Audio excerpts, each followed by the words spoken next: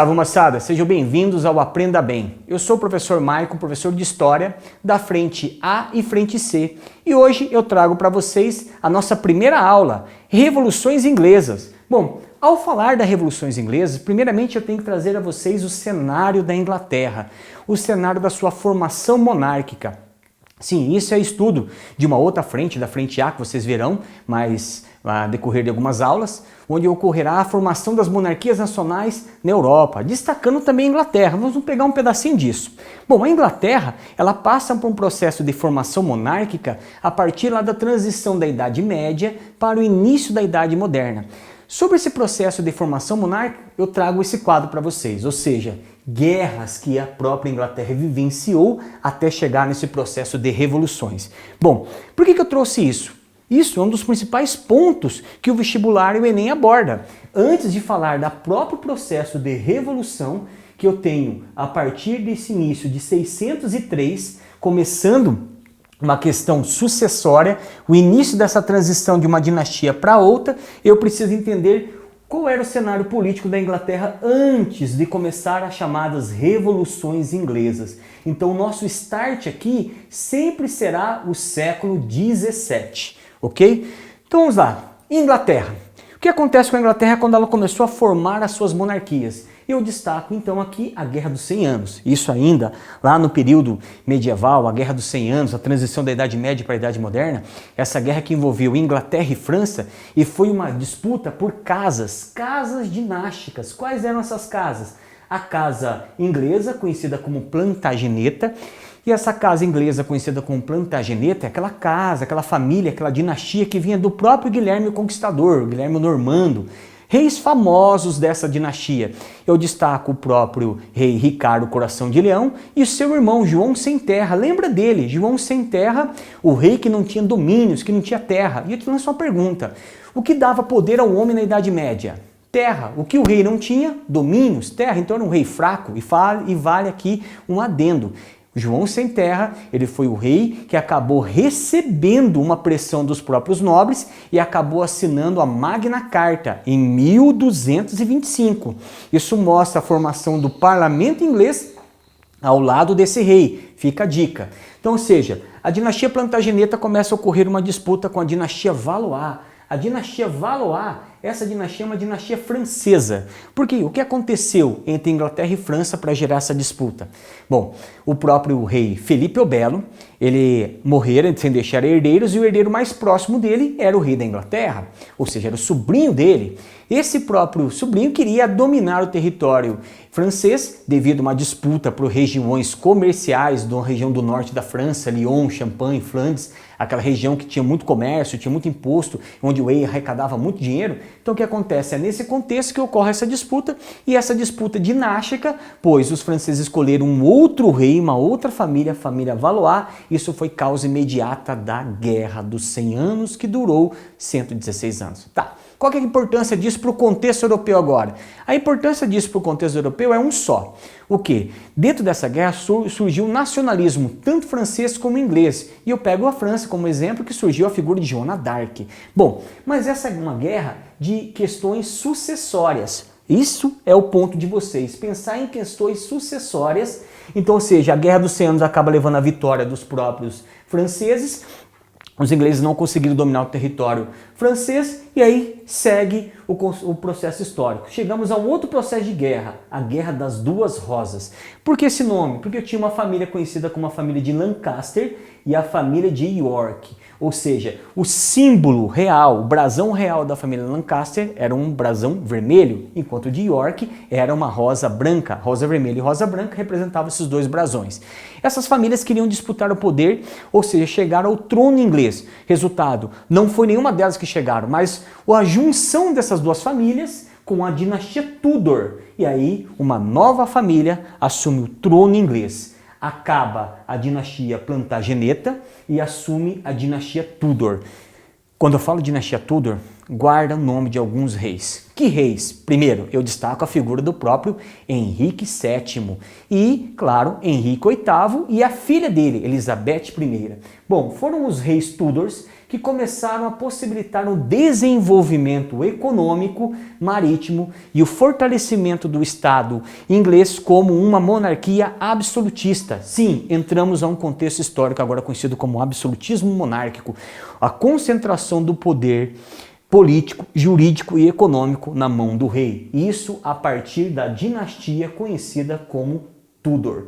Bom, essas foram as funções dos Tudors. Então a Inglaterra cresce a partir disso. E aí você tem que fazer uma relação quando chegar essa dinastia.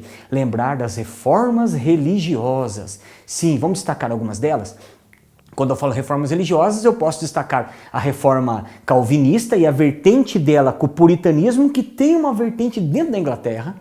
A própria reforma anglicana, que concentrou poder na figura do rei como chefe do Estado e chefe da religião através do ato de supremacia. É extremamente importante, moçada, vocês estabelecerem uma relação sobre as reformas religiosas a esse contexto histórico. Então vamos lá. Dinastia Tudor, destaca-se a figura então de Henrique VIII, Henrique Tudor, que passou por esse processo de reformas religiosas, se tornando chefe do Estado e da religião e se apoderando de propriedades da própria igreja. Isso leva ao crescimento econômico da Inglaterra e, é claro, a sua filha, Elizabeth I, potencializa o desenvolvimento econômico na Inglaterra a partir de uma ação marítima.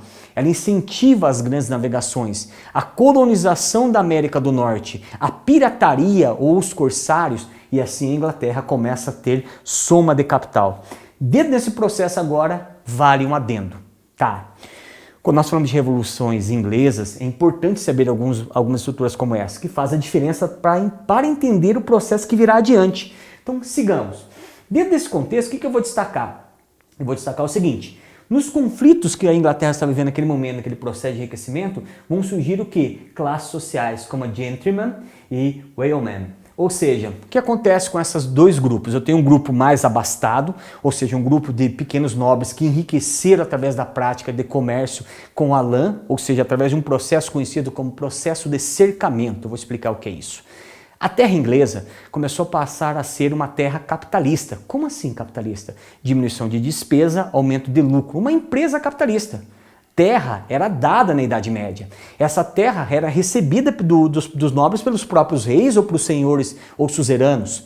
E a partir desse momento, essa terra, que estava vinculada a uma baixa nobreza, que não tinha grandes somas de terra, não era nobreza tradicional, ou seja, os lords, detentores da Câmara dos Lords, não. Era baixa nobreza, Câmara dos Comuns. Esses homens tinham pequenas porções de terra e tiveram uma brilhante ideia. Qual a ideia? A ideia de cercar essa terra. Ao cercar essa terra, expulsou camponeses, a expulsão desses camponeses acabaram levando ao quê? Acabaram levando a um desenvolvimento comercial naquele momento, porque colocou-se ovelhas e essas ovelhas abasteceram o mercado de tecido, é a matéria-prima.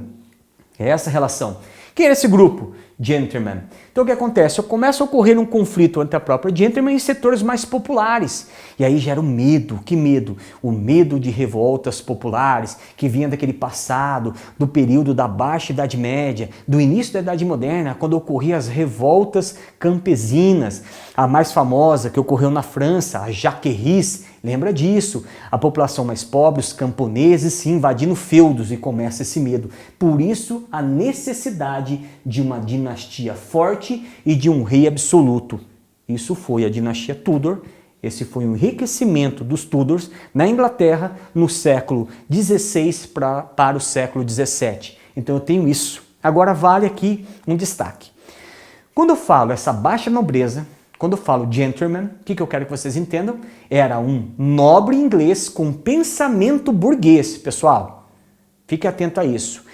Todos os nobres na Europa não tinham esse vínculo com o pensamento burguês, de trabalho, de valorização do trabalho, de enriquecimento. Só que na Inglaterra vai ser diferente. Eles começam a ter essa característica.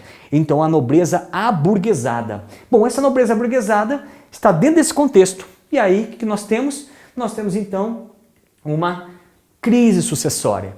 Em 1603, Elizabeth deixa o trono, ela não tinha herdeiros, é o fim da dinastia Tudor e o início da dinastia Stuart. E aí eu vou destacar os reis Stuarts, eram reis escoceses. E aí, para vocês observarem isso, vamos aos próprios reis. Então vamos lá. Quando eu destaco os reis, eu tenho Henrique VIII, Elizabeth I, dinastia Tudor. e eu tenho o primo de Elizabeth. Logo após a morte de Elizabeth, quem assume é o seu primo, Jaime I, Jaime Stuart. Jaime assume o trono inglês. Bom, eu sei que vocês estão observando essas imagens. Quando vocês observam essas imagens, a primeira coisa que vem na sua cabeça são os reis franceses, né? Mas eu tenho aqui 2 reis ingleses e um rei escocês. Semelhante aos reis franceses, né? Sim. Quando nós falamos de tentar representar a sua imagem, sua iconografia, como eles eram representados, muitos deles copiavam a dinâmica das representações francesas. Então era assim que eles se apresentavam. Vale essa relação aí. Por que isso? Ainda mais naquele período, porque a França destaca-se como uma grande monarquia absolutista. E o que esses reis mais queriam era controle total, ou seja, absolutos. Mas qual é a relação do absolutismo? Uma relação íntima com a Igreja Católica pelo direito divino. Só que aqui nós temos reis anglicanos. Então vai ter que fazer uma relação lá com a reforma anglicana. Henrique VIII inicia a reforma anglicana, já havia dito para vocês, ele se torna chefe da religião, Elizabeth continua sendo anglicana e Jaime I, quando ele assume como rei, ele gostou do anglicanismo e quis levar esse anglicanismo para a Escócia. Só que tem um porém, agora tem uma relação religiosa nesse processo inicial das revoluções inglesas. Qual foi?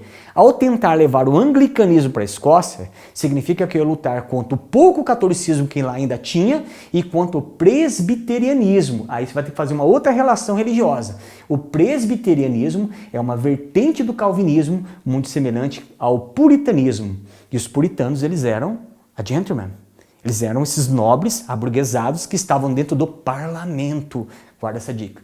Bom, aí o que acontece? Então nós temos esses 2 reis. O próprio Jaime I se torna rei da Inglaterra e da Escócia e ele é sucedido pelo seu filho, Carlos I. Carlos I ainda mais. Quando eu falo de Carlos I em representação de reis franceses, olha a figura de Carlos I. Carlos I representa... Se eu não falasse que ele fosse um rei inglês, você poderia confundir com alguns reis bourbons, reis da França. Da mesma forma a representação do seu poder. Olha só, até as cores representam isso, até a forma como ele está destacado como um grande rei. Qual é essa ideia de cópia aos reis franceses? A ideia é simples. Qual era? Absolutismo. Então esse homem ele quer o quê? Controle. Só que quando eu falo absolutismo na Inglaterra é complicado. Por que é complicado? Eu estou falando dentro do elemento do parlamento. Desde 1225 o rei governa ao lado de um parlamento. Tá certo? Teve momentos que ele sufocou o parlamento, silenciou o parlamento, mas quando eu tento introduzir uma ideia absoluta na Inglaterra, vai se deparar com a questão do parlamento. E aí que está uma grande questão. Jogando o parlamento dentro, nesse elemento histórico, eu tenho que fazer uma análise de quem pertencia a esse parlamento. A alta nobreza, os lords, que eram anglicanos, e a baixa nobreza, que nós já citamos, que eram puritanos. Bom, então, dentro desse contexto todo, eu destaco então a própria figura de Carlos I. Quando Carlos I, agora rei, o que acontece com Carlos I? Ele começa um processo expansionista. Então agora eu começo a ter a ideia de uma tentativa de construção do que vai ser a Grã-Bretanha, a união dos reinos da Escócia, País de Gales, e assim, a união de Escócia, País de Gales e Inglaterra, formando o que vai ser a Grã-Bretanha. Fica atento a isso, pessoal, porque é o seguinte, uma coisa é falar de Reino Unido, que eu tenho lá Irlanda do Norte, com Escócia, Inglaterra e País de Gales. Isso é o Reino Unido. Outra coisa é a Grã-Bretanha, que é apenas o território da ilha da Bretanha. Então eu estou falando nesse momento do século 17, na formação da Grã-Bretanha, a partir dos reis escoceses que sucederam a rainha inglesa. Então é a expansão desse poderio do que vai ser a Inglaterra. Bom, isso ocorre no próprio processo de 1613 a 1640 e assim por diante. Bom, então o que vai acontecer? Nesse momento que Carlos I assume, ele tenta levar o projeto do seu pai. Qual era o projeto do pai dele? Levar o anglicanismo para a Escócia e para isso ele precisava de aprovação do parlamento. E aí é claro que nesse parlamento que acontece, eu tenho a divisão. Qual a divisão do parlamento que eu posso ter? Eu tenho a alta nobreza, que eu posso destacar como nobreza feudal, a maioria deles anglicanos, e sempre apoiavam o rei. Então, claro, o rei falou, vamos levar o anglicanismo para a Escócia, isso vai gerar uma guerra. E guerra gera tributo, guerra gera impostos, e quem poderia aprovar aumento dos impostos, tributo e formar um próprio exército? Deveria ter aprovação ao lado do parlamento. E o rei não teve. Como o rei não teve essa aprovação ao lado do parlamento, o que acontece? Ocorre uma divisão. entre cavaleiros, apoiadores do rei e puritanos, que apoiavam o quê? A baixa nobreza, essa nobreza que era uma nobreza aburguesada, mercantil, que vivia do processo de cercamento, conhecido como puritanos, apelidados de cabeças redondas. Por que esse nome cabeças redondas? Porque era comum desses nomes usarem aquelas grandes perucas brancas, compridas, principalmente em reuniões no parlamento. Só que os puritanos não usavam, tinha o cabelo curto, cabeças redondas. Então ficou esse apelido. O que acontece aí? Ocorre uma disputa entre cavaleiros e os cabeças redondas. Cavaleiros, a alta nobreza, principalmente anglicana, o rei, contra principalmente o parlamento, a Câmara dos Comuns, composta pelos puritanos. Bom, isso representa a chamada Revolução Puritana. Essa Revolução Puritana, eles conseguiram silenciar o rei. Rei, você não manda mais. Ou seja, o rei ele perde o poder da própria Inglaterra. Então o que acontece nesse momento? O rei Carlos I, ele acaba sendo preso em 1646, lembrando que a Revolução Puritana, nós temos um processo inicial em 1644, em 1646 o rei é preso, ele perde essa batalha entre os próprios puritanos e os cavaleiros, e ele acaba sendo executado em 1649. Observem bem, quando eu falo a execução do rei, eu estou falando que a decapitação de Carlos I, pessoal, imagina isso. Tá, professor, ele cometeu erro, foi decapitado, estava certo? Não, não estava certo, tem que pensar dentro daquela relação.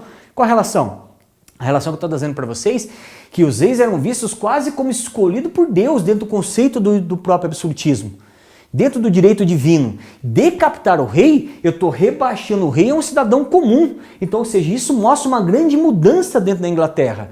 E o líder puritano, Oliver Cromwell, o que acontece? Ele assume como líder desse próprio processo revolucionário e aí a Inglaterra vive uma república, a República de Cromwell. Ele assume o poder. Bom, Cromwell, quando ele assume o poder, ele foi um grande líder militar, ou seja, ele como um grande líder militar, levando as tropas a vitórias, que tropas? Os cabeças redondas contra o próprio exército dos cavaleiros que apoiavam o rei. E lá ele começa a inserir uma ideia dentro desse próprio exército. Qual a ideia? A ideia de mérito. A ideia de que o indivíduo que ocupasse um cargo dentro do exército seria por mérito, não por família. Isso mostra um pensamento burguês e Cromwell, quando ele assume como um grande líder, além de assumir como um grande líder, que acaba, na sequência disso, ele acaba dando um golpe. Sim, Cromwell deu um golpe? Sim. Por que Cromwell deu um golpe? Porque ele fechou o parlamento. Qual foi a desculpa dele? Então ele fecha o parlamento, mas não foi isso que o próprio rei Carlos fez e o próprio Jaime I fez também? Sim, mas ele fecha o parlamento, o golpe de Cromwell fechando o parlamento é simplesmente com uma ideia do quê? Ele mesmo dizia que não poderia esperar o parlamento a tomar algumas medidas, demorava muito para a discussão política, então ele tinha que agir. E assim ele fechou o parlamento e governou a Inglaterra como uma ditadura, uma república. E aí eu destaco isso. Dentro do governo de Cromwell, ele toma medidas econômicas que foram benéficas para a Inglaterra. Que medidas foram essas? Bom, as medidas que Cromwell tomou foi exatamente essa daqui, ó. Então, ou seja, o que vai acontecer? Ele cria uma lei, o chamado Atos de Navegação. Esse Atos de Navegação, o que acontece? Tinha uma dinâmica exatamente essa.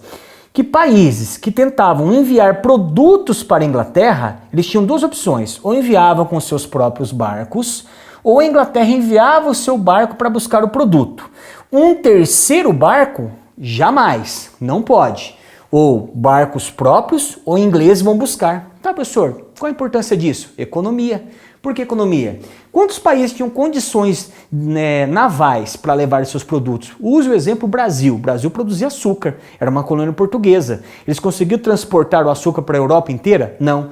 Quem buscava e levava? Terceiro país. Que terceiro país é esse? Holanda. E aí eu tenho uma companhia de comércio. E a maior da época, a Companhia das Índias Orientais, a companhia holandesa. Essa companhia holandesa, o que acontece? Ela tinha esse domínio comercial no território do Oceano Atlântico até das Índias e principalmente na questão de distribuição do açúcar. E aí esse Atos de Navegação de Oliver Cromwell, o que ele possibilita? Ele possibilita o desenvolvimento náutico da Inglaterra. O que eu preciso que vocês façam agora? Eu preciso que vocês relacionem para mim. Relacionem o quê? Relacionem a própria incentivo à navegação da Elizabeth I, o processo e o incentivo à colonização da América do Norte por Elizabeth I, junto com os atos de navegação de Oliver Cromwell, que transformou a Inglaterra numa potência náutica. Isso é muito importante para vocês entenderem um processo que virá, que foi nada mais nada menos que a própria Revolução Industrial. Bom, então vamos lá. Seguindo, então Oliver Cromwell ele acaba criando os atos de navegação. Consequências diretas desse ato. Consequência direta do ato de navegação foi o quê? Foi um prejuízo econômico à Holanda, porque a Holanda era essa terceira via aqui. A Holanda era esse terceiro país que transportava um produto de todas as regiões daquele momento, daquele mundo. Bom, esse traz o prejuízo direto à Holanda e você pode fazer uma relação direta agora com o meu amigo, parceiro Juliano, da Frente História B, quando ele falar sobre a própria questão do Brasil holandês e por que da própria expulsão dos holandeses e por que os holandeses tributaram tanto os donos de engenhos. Faça uma relação. Por quê? Porque a Inglaterra e a Holanda entraram numa guerra e a Holanda gastou muito dinheiro e, é claro, com isso tinha que tributar de alguém. Quem pagou a conta? Os próprios senhores de engenho. Está intimamente relacionado a esse momento. Bom, seguindo então, pessoal. Cromwell, então, ele acaba morrendo. O seu filho Richard assume o comando do país, mas ele não tinha a mesma força e o carisma do pai, e ele sofreu um golpe, ele foi destronado. Então, olha só como nós podemos analisar isso. Então é o seguinte, então Cromwell, ele acaba deixando o seu governo, ou seja, ele assume lá como república em 1649, lembrando que nós começamos o processo da Revolução Puritana em 1644, 1649 eu tenho a própria República de Cromwell. Cromwell, logo depois que ele acaba sendo morto, seu filho não consegue manter-se no governo e manter-se por um ano.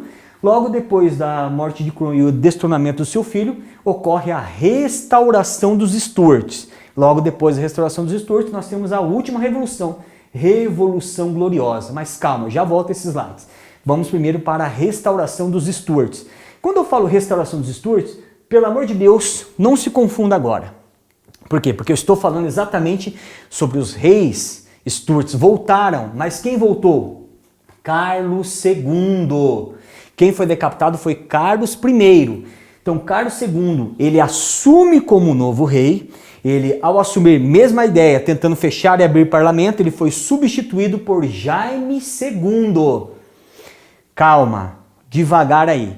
Quando eu falo reis Stuarts, nós tínhamos Jaime I, depois Carlos I, que perdeu a cabeça, Oliver Cromwell, Carlos II e Jaime II. Tá? Muito cuidado com isso. Entendo a sucessão. Quando eu falo Jaime II, olha o que Jaime II fez. Tentou implantar o catolicismo. Depois de todo esse processo de desenvolvimento religioso anglicano, disputa com o puritano, ele me vem com ideias do próprio catolicismo. Por quê? Porque ele queria restaurar uma ideia. Que ideia? A ideia conhecida como direito divino. É evidente que isso não deu certo. Não deu certo mesmo, porque o próprio Jaime II, ele foi substituído pelo seu genro, Guilherme de Orange, que enviou navios e tropas à Inglaterra, dando apoio ao próprio parlamento e se torna o novo rei da Inglaterra, assumindo o trono, e ao assumir o trono ele acaba o quê? Ele acaba então assinando a chamada Declaração dos Direitos, Bill of Rights. Então, ou seja, quando ocorre isso, a Revolução Gloriosa, ocorreu essa substituição de Jaime I pelo próprio Jaime II pelo próprio Guilherme de Orange. Isso foi a chamada Revolução Gloriosa. Logo depois que Guilherme de Orange assina a Declaração de Direitos, isso consolida o poder do parlamento. E por que Revolução Gloriosa? Porque não teve nenhum derramamento de sangue, não caiu uma gota de sangue, por isso que ela foi gloriosa e transformou a Inglaterra na primeira monarquia parlamentarista do mundo. Bom, e aí quem comandava a Inglaterra de fato foi nada mais que o próprio parlamento. Então, dentro dessa máxima, quem governa de fato a Inglaterra é o parlamento. Por quê? Porque é o parlamento que cria a lei para impostos, é o parlamento que autoriza o exército a marchar para uma guerra, é o parlamento que cria novas leis, não o rei. Então, o parlamento governa e o rei apenas reina. E aí nós temos aquela máxima. Qual máxima? Rei reina, mas não governa. E isso a partir da ascensão de Guilherme de Orange como rei da Inglaterra, devido a essa revolução conhecida como Revolução Gloriosa. Bom, pessoal, e aí vai uma dica. Eu sei que vocês estão pensando que essa foi a primeira revolução burguesa da história. Muitos atribuem a isso, mas é um erro. Não foi uma revolução burguesa. Por mais que o parlamento está burguesado e tem leis burguesas, isso não significa que consolidou uma revolução burguesa. Na verdade, é um desenvolvimento político e econômico da burguesia ainda, mas ainda não. Ainda não. Vamos falar de revoluções burguesas a partir de quando? A partir da nossa próxima aula. E na nossa próxima aula veremos o chamado Iluminismo, aula 2, com ideias que irão alimentar as revoluções que vamos chamar de revoluções burguesas. Valeu, pessoal, sejam bem-vindos ao Aprenda Bem e fique atento aos nossos textos e exercícios. E até a próxima. Tchau, tchau!